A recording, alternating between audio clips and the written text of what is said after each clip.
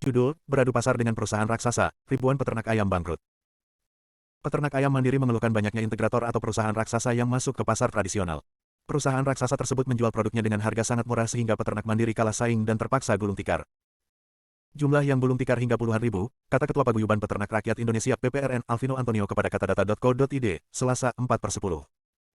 Dia mengatakan, perusahaan besar tersebut memiliki rantai pasok dari hulu ke hilir seperti PT Japfa Kamfit Indonesia Terbuka dan PT Caroen Pokpan Indonesia Terbuka. Akibatnya mereka bisa mengendalikan harga di pasar. Alvino mengatakan, perusahaan raksasa tersebut seharusnya tidak boleh bermain di lahan yang sama dengan peternak mandiri. Seharusnya mereka kan maus ke pasar ekspor, namun sekarang mereka malah masuk ke pasar becek, pasar tradisional, yang seharusnya diisi oleh peternak mandiri, akibatnya pasar jadi oversupply, katanya. Dia mengatakan, kondisi pasar yang kelebihan pasokan tersebut mengakibatkan harga ayam menjadi jatuh di tingkat peternak. Peternak kecil yang masuk dalam kelompok UMKM merugi triliunan rupiah akibat oversupply dan integratir menjual ayam hidup di bawah harga pokok produksi peternak mandiri UMKM, ujarnya. Alvino mengatakan, peternak mandiri UMKM tidak bisa bergabung ke dalam kemitraan konvensional bisnis perusahaan terintegrasi. Pasalnya para peternak mandiri ini tidak bisa memenuhi persyaratan karena memiliki kapasitas lahan dan kandang yang tidak besar. Pasar kelebihan pasokan ayam. Sementara itu Wakil Sekretaris Jenderal Perhimpunan Insan Perunggasan Rakyat Indonesia atau PINSAR, Muhlis Wahyudi, mengatakan PT Japfa Kamfit Indonesia Terbuka dan PT Caroen Pokpan Indonesia Terbuka memiliki andil besar dalam kondisi kelebihan pasokan daging ayam saat ini.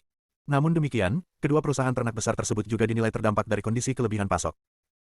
Dia mengatakan, 60% ayam pembibit atau Grand Parent Stock GPS diproduksi oleh Japfa dan Caroen. Oleh karena itu, mayoritas bibit ayam atau day-old chicken dog berasal dari kedua perusahaan tersebut. Akan tetapi, Muhlis menilai Japfa dan Caroen juga menerima dampak dari kelebihan stok daging ayam saat ini, yakni penurunan harga penjualan.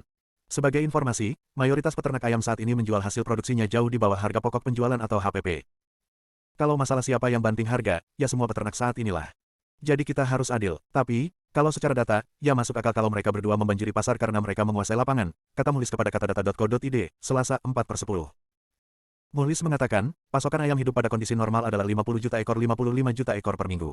Namun demikian, pasokan ayam hidup pada Juli-September tahun 2022 konsisten berada di atas 60 juta ekor per minggu. Produksi ayam hidup terbanyak terjadi pada Juli tahun 2022, yakni mencapai 278 juta ekor atau sekitar 69 juta ekor per minggu. Adapun, produksi ayam hidup per September tahun 2022 telah menyusut menjadi 252 juta ekor atau sekitar 60 juta ekor per minggu. Harga daging ayam ras segar di Indonesia sempat melambung tinggi pada Mei tahun 2022 hingga mencapai rata-rata Rp40.900 per kilogram. Namun, sejak akhir kuartal 2 sampai kuartal 3 2022 trennya terus menurun.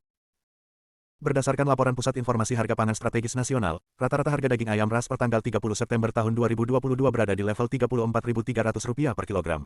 Harga ini merupakan yang terendah sejak awal tahun. Reporter, Andi M. Arif.